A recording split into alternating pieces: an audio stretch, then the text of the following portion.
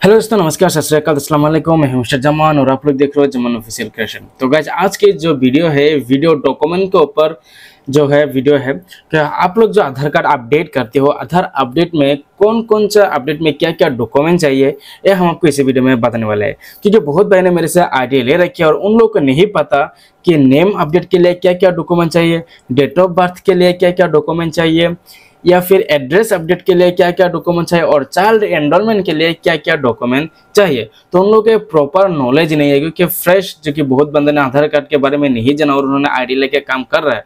अगर आप लोगों में से ये सब आपका भी इतना भी नॉलेज नहीं है कि कौन सा अपडेट में क्या डॉक्यूमेंट्स डाले, तो ये वीडियो आपके लिए है। आप फुल वीडियो में देखें। इस वीडियो में हम आपको डॉक्यूमेंट के ऊपर नॉलेज देंगे कि कौन सा अपडेट में क्या डॉक्यूमेंट्स आप लोग अपलोड करेंगे। ठीक है, तो ये वीडियो में पूरा जानकारी आप लोगों को मिलेगा। तो वीडियो कंप्लीट वीडियो देखना, वीडियो स्किप मत करना, क्योंकि नॉलेजेबल वीडियो होने वाला है, जानकारी के वीडियो होने वाला है। अगर आप वीडियो अच्छे से नहीं देखोगे, अच्छे से काम भी नहीं कर पाओगे। जैसे कि मेरे पास ऑलरेडी बहुत मैसेज आते हैं कि भाई नेम में क्या दे सकते हैं, डेट ऑफ बर्थ में क्या दे सकते हैं, कोई के नेम में बर्थ सर्टिफिकेट अपलोड कर देता है, कोई कोई मतलब जो भी मन में है वो अपलोड कर देते हैं, ऊपर से डाटा रिजेक्ट होता है तो रिफंड मांगता है। तो ऐसा हालत में ना पड़ो, इसलिए हम ये वीडियो है, तो वीडियो को फुल वॉच करो, फुल देखो, ताकि आपको सारा कुछ मालूम पड़ जाए, सारा कुछ आपके दिमाग में है कि कौन सा अपडेट में क्या डॉक्यूमेंट्स डाले, ताकि आपका जो डेटा है, आपका जो फाइल है वो रिजेक्ट ना हो। ठीक है, आपका जो डेटा है, आपका जो आधार है, वो अपडेट करते वक्त रिजेक्ट ना हो, इसके लिए आपको ये वीडियो कंप्लीट देखना जरूरी है। ठीक है, और अगर आप मेरे चैनल में नया आया हो, फर्स्ट आया हो, तो प्लीज चैनल को सब्सक्राइब करके रखना। और अगर आईडी लेना चाहते हो तो आईडी लेने के लिए मुझे संपर्क करो। मेरा नंबर वीडियो डिस्क्रिप्शन पर है, या मेरा व्हाट्सएप चैनल, टेलीग्राम चैनल का लिंक भी दिया हुआ है, आप लोग जाके मुझे टच कर सकते हो। मैं आपको आईडी दे दूंगा। आईडी बहुत कम प्राइस में मिलता है और मेरे यहाँ पे फास्ट काम होता है, जेन्युइन काम होता है। तो गाइस, ये है आधार की यूआईडी का ऑफिशियल वेबसाइट। तो इसी में ही सारा जन्म कुंडली है, इसी पे ही आपका जो डिटेल्स मिलने वाला है। तो यहाँ पे हम जो ऑलरेडी डॉक्यूमेंट जो कौन कौन सा डॉक्यूमेंट चाहिए आधार अपडेट के लिए, तो हम यहाँ पे हम आपको बतलाने वाले हैं। तो यहाँ पे देख सकते हैं, हम एक लिस्ट मैंने यहाँ पे ले रखा है, शेड्यूल 2 जो कि यूआईडी के तरफ से अपलोडिंग है। यहाँ पे देख सकते हो list of supporting document for Aadhaar enrolment and update. तो आधार नया आधार के लिए क्या क्या डॉक्यूमेंट चाहिए और अपडेट के लिए क्या क्या डॉक्यूमेंट चाहिए, आपको इस वीडियो में पूरे नॉलेज हम देने वाले हैं। तो यहाँ पे देख सकते हो list of acceptable document for enrolment and update. तो अपडेट के लिए क्या क्या डॉक्यूमेंट्स यहाँ पे चाहिए, हम आपको बताने वाले हैं।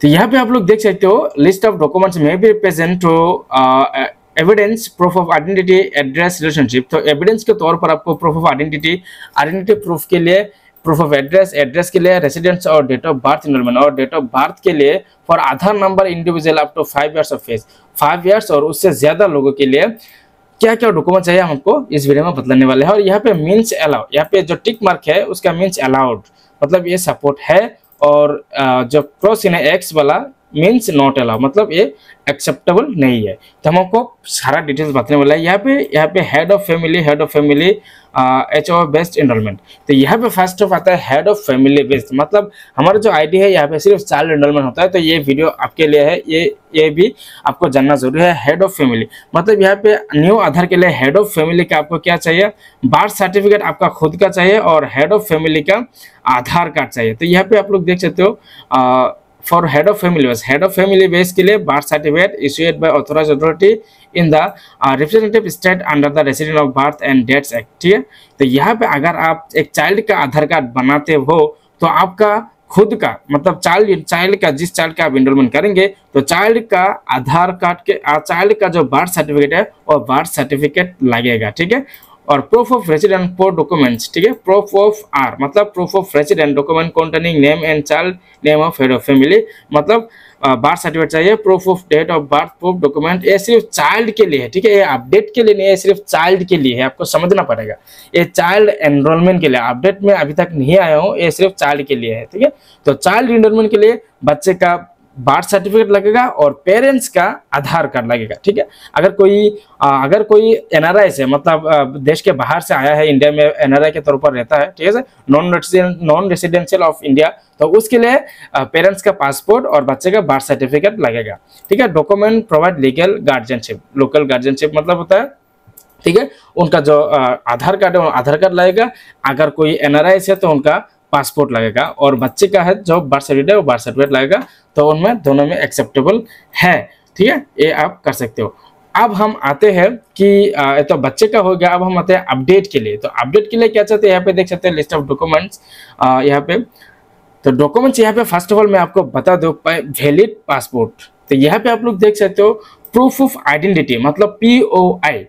POI का मतलब होता है प्रूफ ऑफ आइडेंटिटी। तो आइडेंटिटी की तरफ से आपसे यहाँ पे document containing name and photograph. तो प्रूफ ऑफ आइडेंटिटी तभी लगता है जब कोई नेम और फोटो चेंज करता है, ठीक है। मान लीजिए आपका आधार कार्ड में या किसी कैंडिडेट का फोटो चेंज करना है, तो उस तौर पर प्रूफ ऑफ आइडेंटिटी लगेगा, प्रूफ ऑफ एड्रेस नहीं चलेगा, वहां पे सिर्फ प्रूफ ऑफ आइडेंटिटी लगेगा। और नेम चेंज के लिए मान लो किसी व्यक्ति का नेम चेंज करना है, तो वहां पे भी POI लगेगा। POI डॉक्यूमेंट्स वो डॉक्यूमेंट होता है जिसमें कैंडिडेट का फोटो और नेम, फादर नेम इंक्लूड होता है, उसको प्रूफ ऑफ आइडेंटिटी बोलता है। तो प्रूफ ऑफ एड्रेस वो डॉक्यूमेंट होता है जिस डॉक्यूमेंट्स में कैंडिडेट का फोटो, उसका गार्जियन नाम, उनका नाम और एड्रेस मौजूद हो, उनको प्रूफ ऑफ एड्रेस कहता है, ठीक है, मतलब POA। और यह होता है POR मतलब प्रूफ ऑफ रेसिडेंट, और यहाँ पे PDB मतलब proof of date of birth. ये तीनों चीज आपको समझना पड़ेगा। POI proof of identity, POA proof of address, POR proof of residential, और PDB मतलब proof of date of birth. तो ये तीन चीज आपको जानना जरूरी है, ठीक है। तो अब मैं आपको समझाऊंगा। यहाँ पे लिखा है आइडेंटिटी, ठीक है, जैसे कि कॉन्टेनिंग नेम एंड फोटोग्राफ। तो मान लो तो हमारा जो आईडी है वहाँ पे फोटो अपडेट नहीं होता, नेम होता है। तो नेम के लिए आपको क्या डॉक्यूमेंट है, यहाँ पे दिया हुआ है एक नंबर वैलिड पासपोर्ट। तो यहाँ पे राइट चिन्ह टिक मार्क दिया हुआ है, मतलब अगर किसी व्यक्ति आपके पास नेम चेंज के लिए आते हैं तो आप पासपोर्ट यूज कर सकते हो। दूसरा, अगर आपके document containing name and address in India, तो अगर आपके पास किसी व्यक्ति एड्रेस, नेम या डेट ऑफ बर्थ, ये तीनों, मतलब यहाँ पे देख सकते हो ये है नेम, और यहाँ पे होता है नेम एंड एड्रेस, और यहाँ पे हेड ऑफ फैमिली, और यहाँ पे होता है डेट ऑफ बर्थ। तो जो ये चारों में क्या है, टिक मार्क दिया हुआ है। इसका मतलब ये है अगर किसी व्यक्ति के पास पासपोर्ट है तो उस पासपोर्ट से आप व्यक्ति का नेम चेंज कर सकते हो। तो पासपोर्ट में प्रूफ ऑफ आइडेंटिटी और प्रूफ ऑफ एड्रेस दोनों तरफ से ये जो है सपोर्टिंग है, क्योंकि पासपोर्ट में नेम भी होता है, गार्जियन का नाम भी होता है, और एड्रेस भी होता है, फोटो भी होता है। तो इसीलिए पासपोर्ट, प्रूफ ऑफ आइडेंटिटी और प्रूफ ऑफ एड्रेस सब कुछ एक ही माना जाता है, ठीक है। इसीलिए आप किसी व्यक्ति का अगर नेम चेंज करो तो पासपोर्ट भी आप यूज कर सकते हो नेम के लिए, ठीक है। उसके बाद एड्रेस के लिए भी यूज कर सकते हो। उसके बाद हेड ऑफ फैमिली बेस, मान लो किसी बच्चे का एड्रेस चेंज करना है, तो एड्रेस चेंज के लिए आप पेरेंट्स का मतलब गार्जियन का पासपोर्ट भी यूज कर सकते हो। और अगर किसी व्यक्ति का डेट ऑफ बर्थ चेंज करना हो तो उसके आप पासपोर्ट यूज कर सकते हो, पासपोर्ट, ठीक है। पासपोर्ट से डेट ऑफ बर्थ जो है आप लोग चेंज कर सकते हो। अगर किसी के पास बर्थ सर्टिफिकेट नहीं है, उसके पास पासपोर्ट है, तो आप डेट ऑफ बर्थ चेंज कर पाओगे, पासपोर्ट से नाम चेंज कर पाओगे, पासपोर्ट से एड्रेस भी चेंज कर पाओगे। तो ये हो गया एक नंबर पॉइंट। दूसरा नंबर होता है pan card, e PAN card. तो देखो पैन कार्ड में सिर्फ कैंडिडेट का नाम होता है, फादर का नाम होता है और फोटो होता है। तो पैन कार्ड में एड्रेस नहीं होता। तो इसीलिए पैन कार्ड नेम में आप दे सकते हो, नेम में यहाँ पे देख सकते हो टिक मार्क, मतलब नेम में दे सकते हो पैन कार्ड। और यहाँ पे होता है document containing address in India. तो यहाँ पे आप क्या करते हो, एड्रेस में नहीं दे सकते हो। तो नेम में दे सकते हो टिक मार्क है, लेकिन एड्रेस में नहीं दे सकते हो, क्योंकि पैन कार्ड में एड्रेस होता ही नहीं है। तो यहाँ पे होता है proof of head of HOF मतलब हेड ऑफ फैमिली। तो किसी बच्चे का अगर एड्रेस चेंज करना हो तो पैन कार्ड भी यूज नहीं कर सकते, क्योंकि यहाँ पे क्रॉस दिया हुआ है, नहीं चेंज कर सकते। और date of birth, PAN card जो है वो सिर्फ आइडेंटिटी प्रूफ है, डेट ऑफ बर्थ प्रूफ नहीं है, इसलिए पैन कार्ड से डेट ऑफ बर्थ अपडेट नहीं कर सकते। मैं देख पा रहा था कि हमारा जो पोर्टल है उसमें बहुत सारे भाई ने क्या करते हैं, डेट ऑफ बर्थ की जगह पैन कार्ड डाल देते हैं, इसलिए उनका डेटा जो है रिजेक्ट होता है। तो गाइज आप लोगों को मैं बता दूं, आप लोगों के पास अगर पैन कार्ड है तो वो सिर्फ नेम के लिए यूज कर सकते हो, डेट ऑफ बर्थ के लिए यूज नहीं कर सकते, ठीक है। तो उसके बाद आता है ration card, PDS photograph card, ration card, ठीक है। तो रेशन कार्ड अगर जिसके पास है तो उसके रेशन कार्ड से आप लोग क्या कर सकते हो, यहाँ पे कॉन्टेनिंग नेम एंड फोटोग्राफ, आप लोग फोटो चेंज कर सकते हो, नेम चेंज कर सकते हो। रेशन कार्ड से आप लोग क्या कर सकते हो, एड्रेस, क्योंकि रेशन कार्ड में एड्रेस मौजूद है तो आप एड्रेस चेंज कर सकते हो। उसके बाद आता है HOF मतलब हेड ऑफ फैमिली। अगर किसी बच्चे का एड्रेस चेंज करना है, बच्चे का बिलो 5 ईयर्स तभी यूज होता है जब हेड ऑफ फैमिली मतलब जो बिलो 5 ईयर्स है, 5 ईयर्स का नीचे है, उनका हेड ऑफ फैमिली लगता है, तो उस हिसाब से आप यूज कर सकते हो। और दूसरा, रेशन कार्ड जो है वो डेट ऑफ बर्थ के लिए यूज नहीं कर सकते, ठीक है। उसके बाद आता है वोटर आइडेंटिटी कार्ड, ई वोटर आइडेंटिटी कार्ड। अब आता है वोटर आइडेंटिटी कार्ड के ऊपर। तो वोटर आइडेंटिटी कार्ड में होता है क्या, एड्रेस भी होता है, फोटो भी होता है, और नेम भी होता है, और फादर नेम भी होता है। तो इसीलिए आप वोटर आईडी कार्ड से कस्टमर का यानी कैंडिडेट का आप नाम सुधार कर सकते हो, उसके बाद एड्रेस सुधार सकते हो, क्योंकि वोटर आईडी कार्ड में एड्रेस होता है, इसीलिए नाम भी सुधार कर सकते हो और एड्रेस भी सुधार कर सकते हो। लेकिन वोटर आईडी कार्ड बच्चे के लिए यूज नहीं कर पाओगे और डेट ऑफ बर्थ के लिए यूज नहीं कर पाओगे। मैंने देखा कि हमारा जो पोर्टल है उस पोर्टल में बहुत भाइयों ने डेट ऑफ बर्थ चेंज करने के लिए जो वोटर आईडी कार्ड है वो वोटर आईडी कार्ड अपलोड कर देते हैं। तो भाई ऐसा मत करो, वोटर आईडी कार्ड से डेट ऑफ बर्थ चेंज नहीं होता, वोटर आईडी कार्ड से सिर्फ एड्रेस और नेम चेंज होता है। तो आप नेम चेंज के लिए वोटर आईडी कार्ड यूज कर सकते हो या ई वोटर आईडी कार्ड यूज कर सकते हो डाउनलोड करके, उससे एड्रेस होगा और नेम होगा, ठीक है। उसके बाद आता है ड्राइविंग लाइसेंस। तो ड्राइविंग लाइसेंस में क्या होता है, आपका आइडेंटिटी प्रूफ माना जाता है ड्राइविंग लाइसेंस, जिसमें आपका नेम होता है, फोटोग्राफ होता है और पेरेंट्स का नाम होता है। तो ड्राइविंग लाइसेंस से आप कैसे कर सकते हो, नाम चेंज कर सकते हो, उसके बाद आप एड्रेस चेंज नहीं कर सकते ड्राइविंग लाइसेंस से, बच्चे का भी आप किसी काम में नहीं ले सकते, डेट ऑफ बर्थ भी आप यूज नहीं कर सकते ड्राइविंग लाइसेंस से। तो पहले होता था, अभी ये नहीं होगा। उसके बाद है service photo identity card issued by central government, state government, PSU, regulatory body of स्टेटरी body, ठीक है। तो अगर सर्विस फोटो आइडेंटिटी कार्ड आपके है इशूड बाय गवर्नमेंट, तो government service photo identity card से आप क्या कर सकते हो, नेम में टिक मार के मतलब नेम सुधार कर सकते हो, एड्रेस में क्रॉस मार के मतलब एड्रेस नहीं कर पाओगे, हेड ऑफ फैमिली मतलब बच्चे का भी नहीं कर पाओगे, उसके बाद डेट ऑफ बर्थ जो है वो चेंज कर पाओगे। अगर आपके पास या किसी कैंडिडेट के पास सर्विस फोटो आइडेंटिटी कार्ड है इशूड बाय सेंट्रल गवर्नमेंट के तरफ से इशूड है, तो ही आप नेम और जो है डेट ऑफ बर्थ आप यूज कर सकते हो सर्विस फोटो आइडेंटिटी कार्ड से, ठीक है। अगर किसी कैंडिडेट आपके पास पेंशनर फोटो आइडेंटिटी कार्ड लेके आता है जो इशूड बाय सेंट्रल गवर्नमेंट से हो, तो उससे आप क्या कर सकते हो, नेम अपडेट कर सकते हो, एड्रेस अपडेट नहीं कर सकते, ठीक है। बच्चे का जो एड्रेस चेंज है वो कर पाओगे और डेट ऑफ बर्थ पहले होता था, अब नहीं होगा, ठीक है। पेंशनर फोटो आइडेंटिटी कार्ड से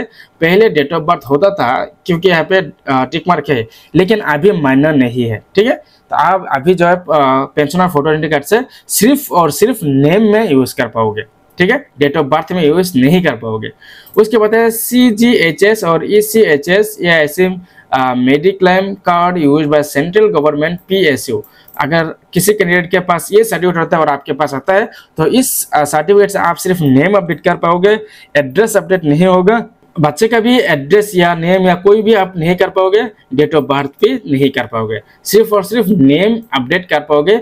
CGHS और ECHS medical claim card issue bye central government, state government, ठीक है। अगर ये डॉक्यूमेंट्स कोई ले आए आपके पास, तो उससे सिर्फ आप नाम ही अपडेट कर पाओगे, ठीक है। तो नेम अपडेट के लिए आप ये भी यूज कर सकते हो।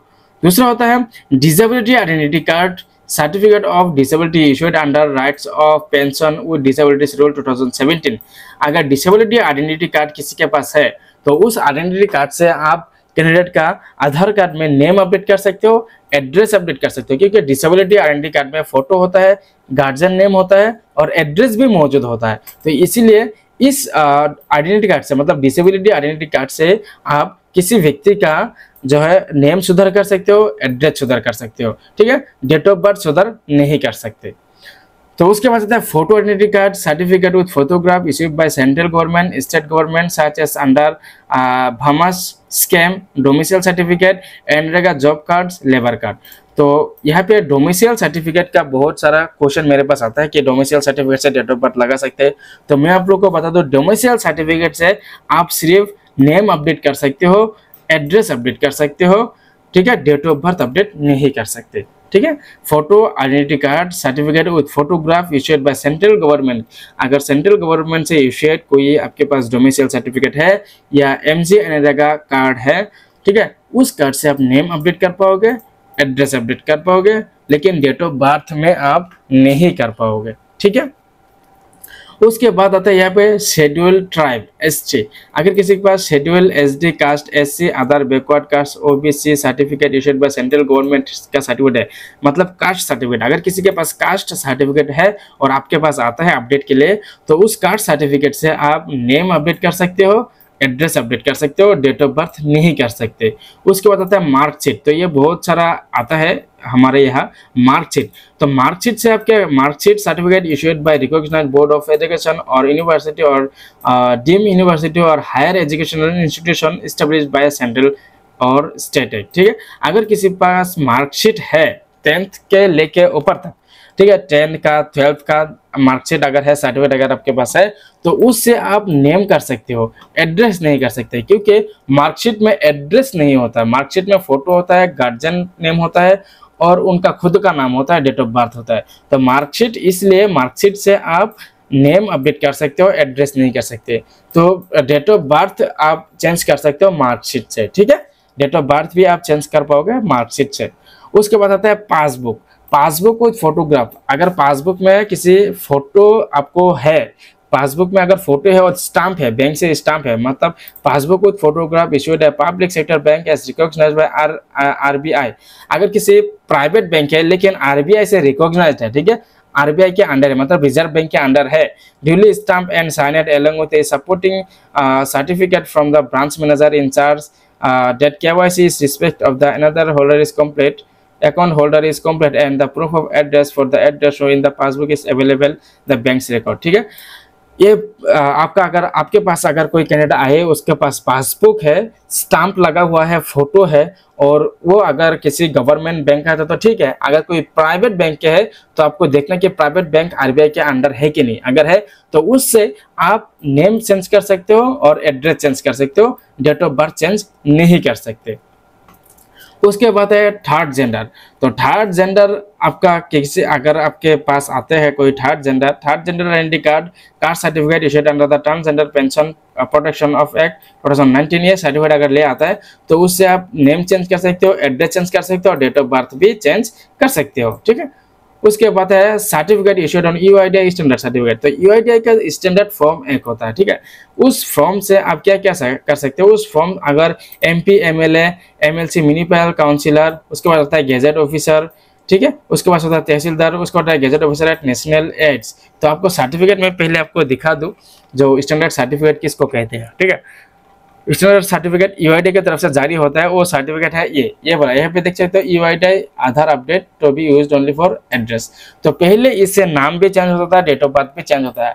तो अभी नया अपडेट है, तो इससे to be used only as per of address, उससे सिर्फ एड्रेस ही आप सुधार कर सकते हो, ठीक है। अभी सिर्फ एड्रेस है। तो अगर आपके पास ये कैंडिडेट के पास किसी डॉक्यूमेंट्स नहीं होता है, तो अब इस डॉक्यूमेंट्स को फिलअप करके आप यहाँ पे देख सकते हो गेजेट ऑफिसर ए या village panchayat of mukhiya, gazette officer group B, MLA MP municipal, यहाँ पे tehsildar, head of recognized educational institution. तो यहाँ पे आपको किसी एक का आपको यहाँ पे स्टाम्प और सिग्नेचर समेत, ठीक है। इस अगर गेजेट ऑफिसर ए लेते हो तो वो यहाँ पे सिग्नेचर करेगा, उसका यहाँ पे फोटो लगा के उसका यहाँ पे स्टाम्प लगेगा। ये लगा के आप एड्रेस के लिए सिर्फ यूज कर पाओगे, नेम डेट ऑफ बर्थ के लिए यूज नहीं कर पाओगे, ठीक है। नेम डेट ऑफ बर्थ के लिए यूज नहीं कर पाओगे। यहाँ पे देख सकते हो सिर्फ एड्रेस में क्लिक मार्क है, नेम में नहीं है और एड्रेस में नहीं है, मतलब इससे सिर्फ आप एड्रेस कर सकते हो। MP MLA सिग्नेचर करेगा तो एड्रेस कर सकते हो, गेजेट ऑफिसर सिग्नेचर करेगा तो भी एड्रेस कर सकते हो, तहसीलदार करेगा तो भी एड्रेस कर सकते हो, gazette officer at national aid से करता है तो भी एड्रेस कर सकते हो, ठीक है। तो ये सारा एड्रेस कर सकते हो। उसके बाद superintendent warden matron head of institution of recognized सेल्डर, वो अगर करते हैं तो उस सुपरिटेंडेंट वार्डन यहाँ पे metro head of institution of recognised, तो ये अगर सिग्नेचर करते हैं तो आप नेम भी कर पाओगे और एड्रेस भी कर पाओगे, लेकिन डेट ऑफ बर्थ नहीं कर पाओगे। अगर रिकॉग्नाइज्ड एजुकेशनल इंस्टीट्यूशन, अगर कोई कॉलेज या स्कूल से किसी हेडमास्टर से आप करवाते हो तो उससे सिर्फ एड्रेस होगा, नेम जो डेट ऑफ बर्थ नहीं होगा, सिर्फ एड्रेस होगा। अगर विलेज पंचायत हेड प्रेसिडेंट मुखिया से करते हो तो आपको नेम नहीं होगा, सिर्फ एड्रेस होगा, डेट ऑफ बर्थ भी नहीं होगा। अगर इलेक्ट्रिसिटी बिल है उससे आप एड्रेस कर पाओगे, नेम डेट ऑफ बर्थ नहीं कर पाओगे। वाटर बिल है तो उससे सिर्फ एड्रेस कर पाओगे, नेम डेट ऑफ बर्थ नहीं कर पाओगे। टेलीफोन बिल है उससे सिर्फ आपको नेम नहीं कर पाओगे, डेट ऑफ बर्थ नहीं कर पाओगे, सिर्फ एड्रेस कर पाओगे। प्रॉपर्टी टैक्स रिसिप्ट अगर है उसके आप नेम नहीं कर पाओगे, एड्रेस कर पाओगे, डेट ऑफ बर्थ नहीं कर पाओगे। वैलिड सेल एग्रीमेंट अगर आपके पास है तो उससे आप नेम नहीं कर पाओगे, एड्रेस कर पाओगे, डेट ऑफ बर्थ नहीं कर पाओगे। गैस का कनेक्शन बिल अगर आपके पास है या किसी कैंडिडेट के पास है तो उससे नेम नहीं कर पाएगा, एड्रेस कर पाएगा, डेट ऑफ बर्थ नहीं कर पाएगा। अलॉटमेंट लेटर अगर किसी के पास है उससे नेम नहीं कर पाएगा, एड्रेस कर पाएगा, डेट ऑफ बर्थ भी नहीं कर पाएगा। ठीक है। Life of medical insurance policy से नेम नहीं कर पाएगा, सिर्फ एड्रेस कर पाएगा, डेट ऑफ बर्थ भी नहीं कर पाएगा। Birth certificate issued by authorised authority of the registration of birth and death act 1969 से अगर उसके पास है तो डेट ऑफ बर्थ से आप नेम नहीं कर पाते हो पाओगे। बहुत भाइयों ने क्या करता है, नेम के लिए date of birth certificate upload कर देता है। तो आप लोगों को मैं क्लियर बता दूं, डेट ऑफ बर्थ के लिए आप नेम में नहीं लगा सकते। डेट ऑफ बर्थ में एड्रेस भी नहीं होगा, नेम भी नहीं होगा, सिर्फ डेट ऑफ बर्थ चेंज करने होगा और चाइल्ड एनरोलमेंट के लिए होगा। इसीलिए चाइल्ड एनरोलमेंट मतलब हेड ऑफ फैमिली में टिक मार्क दिया है और डेट ऑफ बर्थ में टिक मार्क दिया है। मतलब डेट ऑफ बर्थ सर्टिफिकेट से आप किसी बच्चे का आधार कार्ड बनवा सकते हो और डेट ऑफ बर्थ जो है चेंज कर पाओगे, नेम सुधार नहीं कर पाओगे, एड्रेस सुधार नहीं कर पाओगे। तो ये है कंप्लीट डॉक्यूमेंट्स लिस्ट जो कि आपको आगे से इस वीडियो को फॉलो करके आपको काम करना है। इस वीडियो में जो जो मैंने बताया है उस हिसाब से आपको काम करना है और उस हिसाब से आपको डॉक्यूमेंट अपलोड करना है। अगर ठीक से ढंग से अगर आप काम करोगे तो आपका डॉक्यूमेंट सब आपका डाटा सक्सेस होगा, नहीं तो हम रिजेक्ट कर देंगे और ऊपर से भी रिजेक्ट हो जाएगा। तो आगे से काम करने से पहले ध्यान दीजिए, ठीक है, ताकि आपका डाटा कोई भी रिजेक्ट ना हो। और लास्ट में आप लोगों को बता दूं, अगर आपके आईडी चाहिए तो आईडी के लिए आपका नाम, आपका मोबाइल नंबर, आपका ईमेल आईडी मुझे भेज दीजिए। हमारे यहाँ पे जेन्युइन काम होता है, फास्ट काम होता है। 20 सेकंड के अंदर आपको आईडी मिलेगा, इंस्टेंट सपोर्ट रहेगा, वीडियो आपको ट्रेनिंग दिया जाएगा। ठीक है, ट्रेनिंग वीडियो आपको मिल जाएगा। ठीक है, और वीडियो रजिस्ट्रेशन मेरा नंबर है, मेरा कॉन्टैक्ट नंबर है, आप कॉन्टैक्ट कर सकते हो। मेरा व्हाट्सएप चैनल है, टेलीग्राम चैनल है। अगर आपको डाउट है फ्रॉड से तो आप मेरे चैनल को फॉलो करो, टेलीग्राम चैनल को ज्वाइन करो और कुछ दिन देखो मेरा सर्विस। उसके बाद जब आपको ट्रस्ट होगा, विश्वास होगा, तब मेरे से आईडी ले सकते हो, नहीं तो मत लेना।